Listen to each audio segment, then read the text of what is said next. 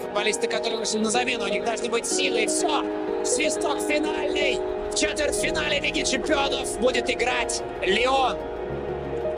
오랜 세월 동안 세리에 A는 미친 경쟁과 스타 선수들로 인해 세계 최고의 리그로 여겨졌습니다. 이탈리아 팀들은 매년 챔피언스 리그에서 우승을 위해 싸워왔습니다. 하지만 이후 무려 10년 동안 이탈리아 리그에서는 완전히 흥미가 사라졌고 유럽의 강호들과 경쟁할 수 있었던 유일한 클럽은 계속해서 주요 클럽 대회에서 탈락하곤 했습니다. 오늘 영상에서는 이탈리아 축구의 과거 영광과 당시 세리에 A를 상징했던 유벤투스와 이탈리아 리그 전체가 그리워하는 그 시절에 대해 돌아보려 합니다. 알레산드로 델 피에로는 1974년 11월 9일에 산벤데미아노라는 작은 마을에서 태어났습니다.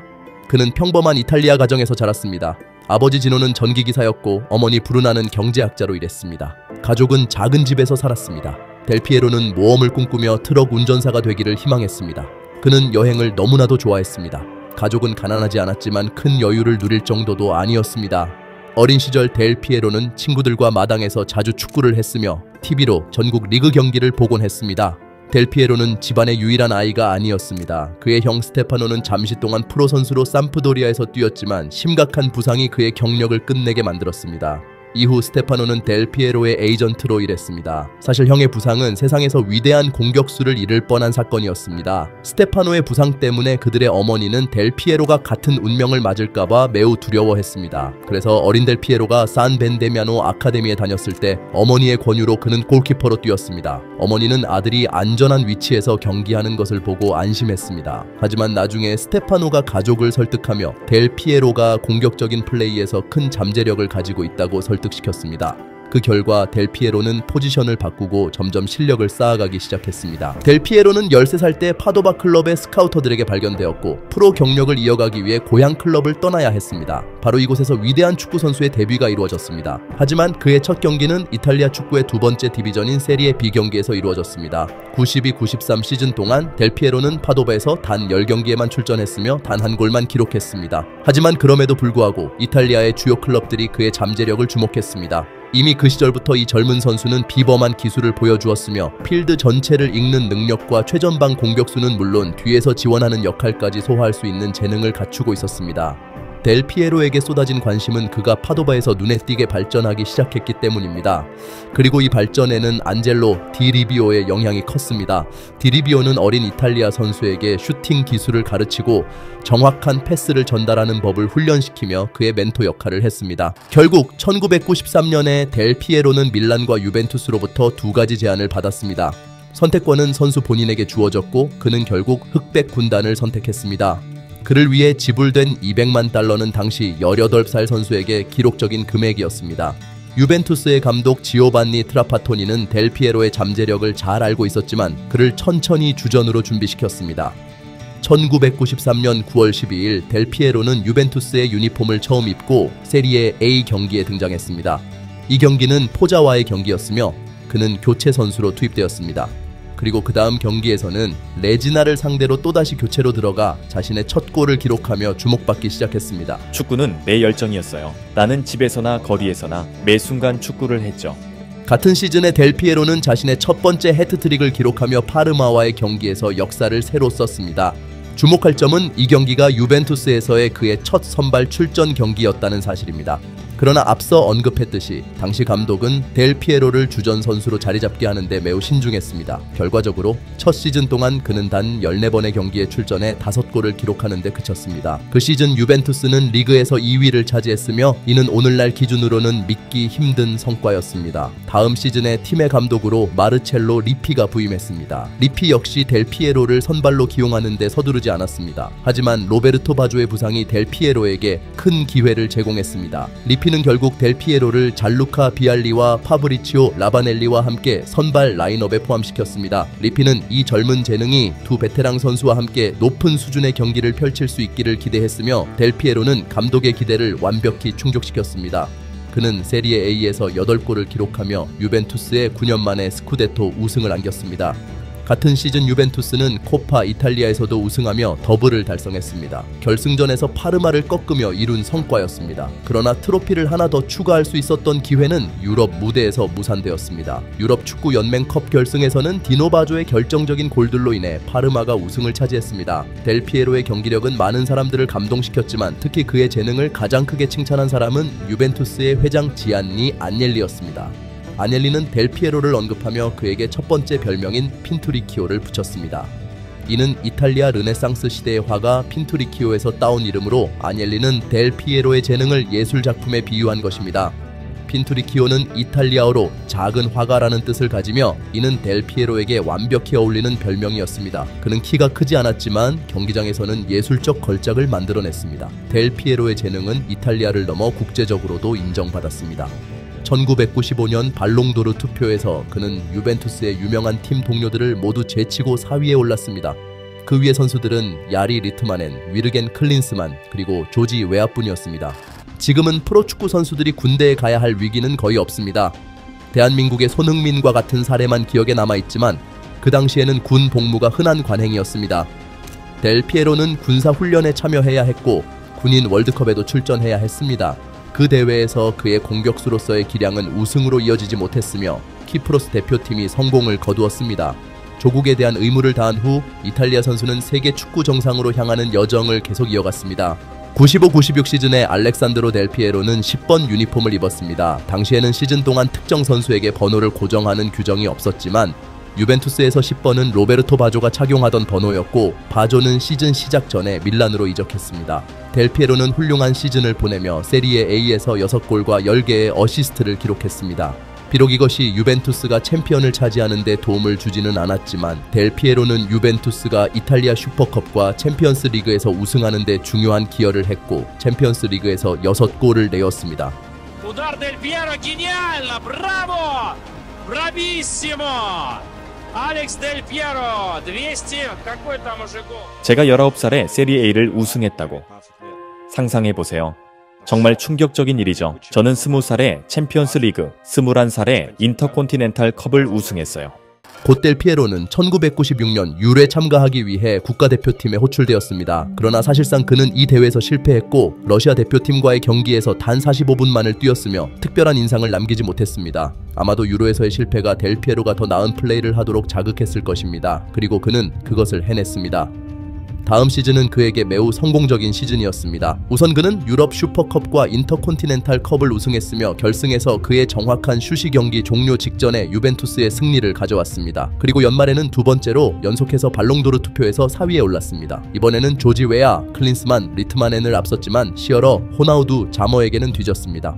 시즌 종료 시 델 피에로는 유벤투스가 리그 우승을 도왔고 두 번째 해 연속으로 챔피언스 리그 결승에 진출했으며 결승에서 골을 넣었지만 승리를 거두기에는 부족했습니다. 다음 시즌은 델 피에로에게 진정한 도전이었습니다.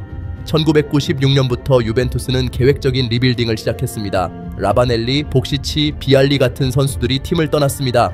남아있던 많은 선수들, 예를 들면 콘테는 주전 자리를 잃었습니다. 그들의 자리에 지단, 다비즈, 인자기 같은 선수가 들어왔습니다. 이 시기에 리피는 델 피에로를 공격진으로 이동시키기로 결정을 내렸습니다. 이 조치는 강제적이었지만 결과적으로 매우 효과적이었습니다. 델 피에로가 공격에 배치되자 유벤투스는 이탈리아 슈퍼컵 코파 이탈리아 그리고 인테르와의 치열한 경쟁 끝에 또 다른 스쿠데토를 차지했습니다. 델 피에로 자신은 21골을 기록하며 세리에 A 최고의 득점자가 되었습니다. 또한 챔피언스 리그에서 10골을 기록하며 유벤투스가 세 번째 연속으로 대회 결승에 진출하는 데 도움을 주었습니다. 그러나 매우 강도 높은 시즌 탓에 이 경기 전까지 델 피에로는 완전히 준비되지 않았고 그 결과 위프 하인케스가 이끄는 레알 마드리드가 타이틀을 차지하게 되었습니다. 모든 일이 챔피언십 내에서 미친 듯한 경쟁 속에서 벌어졌습니다. 사실상 모든 스타들이 이탈리아에서 뛰고 있었습니다. 지단, 다비즈, 셰브첸코 등이 그들입니다.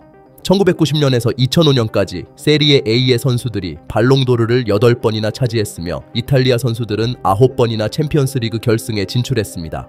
1997년에는 밀라노의 인테르가 당시 발롱도르와 골든 부츠를 보유한 호나우두를 영입했는데 그는 스페인에서 시즌마다 47골을 넣고 있었습니다. 하지만 델피에로는 전설적인 호나우두와 강력한 경쟁을 펼쳤습니다. 47경기에서 호나우두는 골과 어시스트를 합쳐 49포인트를 기록했으며 델피에로는 37포인트를 기록했죠. 그렇지만 필드에서 뛰는 시간이 200분 적었습니다. 호나우두의 주요 장점은 공격 마무리였고 델피에로는 원래 그런 기회가 없을 곳에서도 순간적인 창의력을 이용해 기회를 만들어냈습니다. 델피에로는 기술적이고 창의적이었으며 드리블을 막을 수 없었고 프리킥도 아주 잘 찼습니다. 반면에 그는 누구도 신경 쓰지 않고 그저 골을 넣었습니다. 그에게 필요한 것은 공과 골대뿐이었습니다. 모든 축구 팬들에게 큰 안타까움이었던 점은 델피에로의 초전성기를 볼 수 없었다는 사실입니다.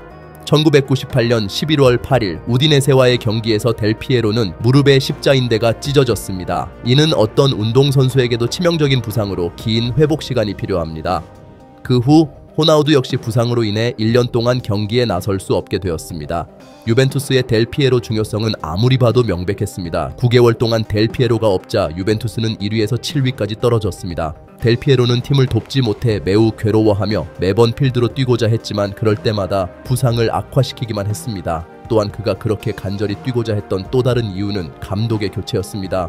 유벤투스에 새로 부임한 카를로 안첼로티는 그에 대해 의문을 품고 있었고 델피에로는 감독에게 그가 틀렸음을 증명하고 싶었습니다. 게다가 마침내 그 시점에 델피에로는 마약 사용 혐의로 고발당하게 되었습니다.